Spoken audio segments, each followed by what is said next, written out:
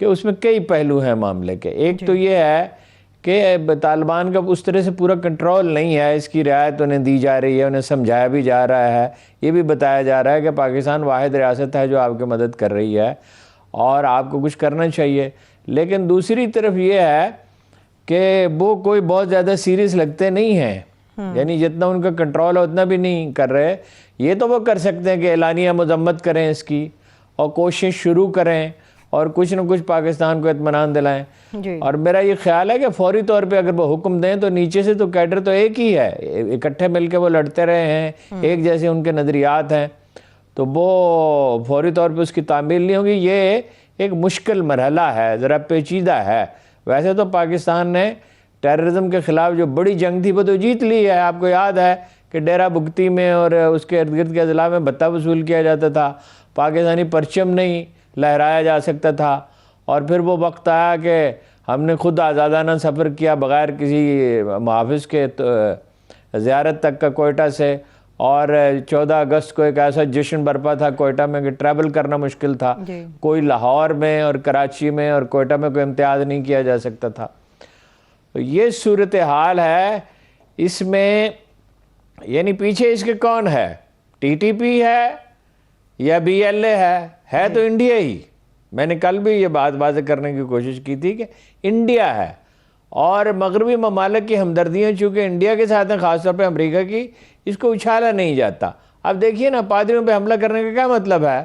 وہ تو پرامن شہری ہیں, ان کا کوئی سیاست میں سے تعلق نہیں ہے, وہ کوئی فریق نہیں ہے کہ یہ خبر بنے گی مغربی میڈیا میں اجاگر ہوگی. اچھا, سیکورٹی فورسز پہ حملہ تو ظاہر ہے, واضح ہے کہ ان کی یعنی کوشش یہ ہے کہ مرائل ان کا ڈاؤن کیا جائے. مرائل نہیں ڈاؤن ہو سکتا, پاکستان آرمی کی کامیابیاں بہت ہیں اور اس کی بھی کارروائی ہوگی. صحیح. اسی طرح دوسری جگہوں پہ بھی سلیپنگ سیک جو آپ نے کہا ایکٹیو ہو گئے ہیں, تو ظاہر ہے ایکٹیو ہو گئے ہیں, مگر کسی کے ایما پر ایکٹیو ہوئے ہیں نا, بلا وجہ تو نہیں ہوئے. تو اور بھی جو کچھ ان کے بس میں ہے وہ کر رہے ہیں. دیکھیے اس طرح نہیں ہوگا, یہ نرمی سے نہیں ہوگا. بالکل طالبان کی حکومت پر یہ بات واضح کرنی چاہیے کہ جو آپ کر سکتے ہیں وہ ضرور کریں. ایک چیز ہے جو ان کے بس میں نہیں ہے, ان کا پورا کنٹرول نہیں ہے. نیچے اس میں ایسے لوگ ہیں جنہیں انڈیا استعمال کر سکتا ہے. افغانستان میں مرسنری ہمیشہ موجود رہے, پاکستان میں بھی رہے ہیں. یہ این جی اوز والے بہت سارے مرسنری ہیں نا, انٹرنیشنل ایجنڈے پہ ہی کام کرتے ہیں نا, افواہیں پھیلاتے ہیں, آرمی کے خلاف کمپین کرتے ہیں, ان چیزوں پہ بھی تنقید کرتے ہیں جس میں کچھ چیزوں میں تو اسٹیبلشمنٹ قصوروار ہو سکتی ہے, جس میں وہ قصوروار نہیں ہے. بد امنی بے چینی ہر وقت پھیلائے رکھتے ہیں, اور ہر کہیں ہیں ان کے لوگ, بزنس مین میں ہیں, سیاسی جماعتوں میں ہیں, این جی اوز میں ہیں, ایون میڈیا میں ہیں. میڈیا والے بعض اوقات اتنا انتشار پیدا کرتے ہیں کہ جس کی کوئی حد نہیں ہے. تو یہ بتا دیا جائے انہیں کہ یہ اس میں نرمی نہیں کی جائے گی. یعنی بات چیت تو ان سے کریں, ان کی مدد بھی کریں. اور یہ جو بعض لوگ ہمارے ہاں کرتے ہیں کہ جی ان کی مدد کیوں کر رہے ہیں, بھئی مدد تو بھوکوں کی کر رہے ہیں. وہ تو ٹیررسٹ نہیں ہے. جو آدمی سردی سے ٹٹر رہا ہے اور کھانے کے لیے روٹی نہیں ہے, 6 سال کا بچہ ہے یا 70 سال کی بڑھیا ہے یا خاندان کا کوئی اور فرد ہے, وہ ٹیررسٹ ہے. اس کی مدد تو کی جانی چاہیے, وہ تو تقاضا ہے. حکمت عملی کے بہت سے پہلو ہوتے ہیں. یہ تو خیر ویسے ہی فرض ہے, ہمارے مسلمان بھائی ہیں, عام لوگ تو نہیں ہیں اس میں شامل, وہ تو اور لوگ ہیں اقتدار کے بھوکے اور ٹریگر ہیپی, اور جن کا برین واش لوگ, جو لوگ ہیں جن کا ذہنی غسل ہو چکا ہے اور جن کا علاج طاقت کے سوا کچھ نہیں ہے. لاتوں کے بھوت باتوں سے نہیں منع کرتے. اور آخری بات میں یہ کہتا ہوں کہ یہ کرنا ہی پڑے گا. آپ کو سرجیکل سٹرائکس کرنی پڑیں گی, آپ کو ڈرون استعمال کرنے پڑیں گے. آپ مہلت دے سکتے ہیں انہیں 1 ہفتے, 2 ہفتے, 1 مہینہ, 2 مہینے, 3 مہینے.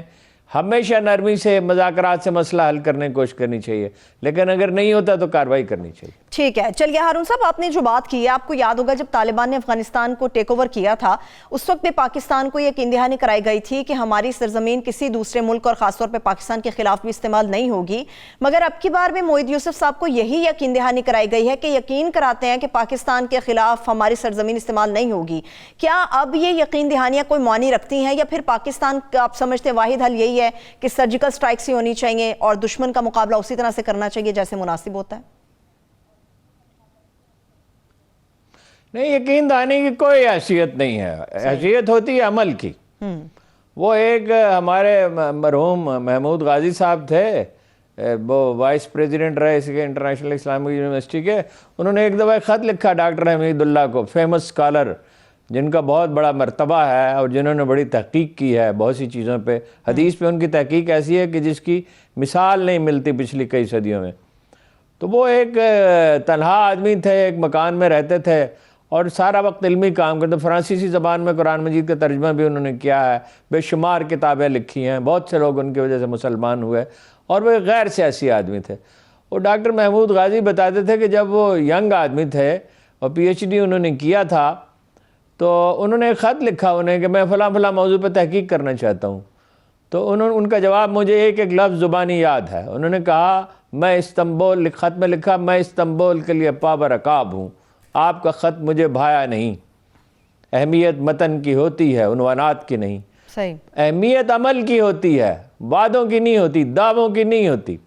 پھر یہ افغانوں کا مزاج یہ ہے کہ ٹالنے میں اپنا ثانی نہیں رکھتے، لیکن یہ ہے کہ بہرحال آخر یہ کب تک صبر کریں۔ میں یہ نہیں کہہ رہا کہ آج سرجیکل سٹرائک کریں، میں یہ نہیں کہہ رہا کہ آج ڈرون عمل، انہیں پورا موقع دیں، انہیں مذاکرات کریں، انہیں سمجھائیں اس کی امپلیکیشن ان کے لیے پاکستان کے اندر کیا ہو سکتی ہے۔ پاکستان میں رائے عامہ ان کے خلاف ہوتی جائے گی، ٹھیک، اور جو ہے وہ حکومت پہ دباؤ بڑھے گا، اور اس کے بہت سے سیاسی نتائج ہو سکتے ہیں، اندرون ملک بھی ہو سکتے ہیں، بیرون ملک بھی ہو سکتے ہیں۔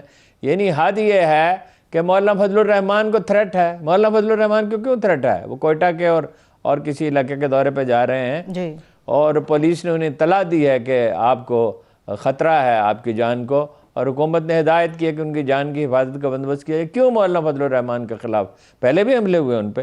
اس لیے کہ وہ آئین کی حدود میں، آپ کو ان کی سیاست سے کتنا اختلاف ہو، وہ آئین کی حدود میں سیاست کرنے کے قائل ہیں، لہذا کوئی بھی ایسا شخص، اور بھی جمعیت کے بعض لوگ جو ہیں، بعض علماء دین کو شہید کیا گیا ہے، تو یہ وہ لوگ ہیں جن کا ذہنی توازن ٹھیک نہیں ہے۔ ٹھیک، رسول اللہ صلی اللہ علیہ وسلم نے فرمایا تھا لڑکے ہوں گے، لڑکے، اور آپس میں لڑ مریں گے، یہ آپ دیکھ رہے ہیں نا۔ یعنی مولا کو جو خطرہ ہے وہ داعش سے ہے، یہ کہا گیا ہے۔ صحیح، تو یہ رسول اللہ نے تو اتنے صاف الفاظ میں اس کی نشاندہی کی تھی کہ ان میں سے بعض کے نام جو ہیں وہ یا ایک کا فرمایا یا کہا بعض کا۔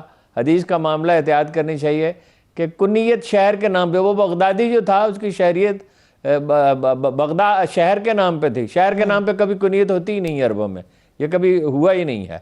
تو یہ ہوں گے تو آخرکار تباہی۔ آپ نے یہ بھی فرمایا تھا کہ یہ دجال کا جب ظہور ہوگا، جو ایک طرح سے ہو ہی چکا ہے، تو 1/3 ان سے لڑیں گے، اور یہ فاسق ہوں گے، فاسق، مجرم، کرمنلز، قصوروار، اور یہ ناکام ہوں گے، اور 1/3 ان سے مل جائیں گے۔ جو ملے ہوئے ہیں وہ تو صاحب ظاہر ہی ہے، نظر ہی آتا ہے جو ملے ہوئے ہیں۔ ٹھیک، مطلب عالم عرب میں کون ملا ہوا ہے، اور یہاں کون ملا ہوا ہے، اور دوسرے ملکوں میں کون ملا ہوا ہے، اور یہ جو لوگ لڑ رہے ہیں، جنہوں نے افغانستان کی تباہی کی بنیاد رکھی، عالم اسلام میں ہر کہیں، یعنی اسلامک فوبیا جو ہے وہ تو اس کے پیچھے اور عوامل بھی ہیں، لیکن یہ لوگ بھی تو اس کے ذمہ دار ہیں نا۔ بالکل صحیح بات ہے۔ تشدد کی تو اللہ تعالیٰ نے اجازت نہیں دی۔ 9/11 میں جو بے گناہ لوگ مرے اس کے ذمہ دار کون ہے؟ اور کہیں بھی بے گناہ شہریوں پر غیر مطمئنہ بازاروں میں، مارکیٹوں میں، مزارات پر حملے کیے، تو یہ کوئی انسان ہے؟ انسان نہیں ہے، یہ درندے ہیں جن کی عقل خبت ہو چکی ہے، برین واشڈ ہے۔ یعنی اپنے حلیف کو، مولانا فضل الرحمان کو ٹارگٹ کر رہے ہیں۔ بھائی وہ کیا کہتے ہیں آپ سے؟ وہ یہی کہتے ہیں کہ آئین کی حدود کے اندر رہ کے کام کریں۔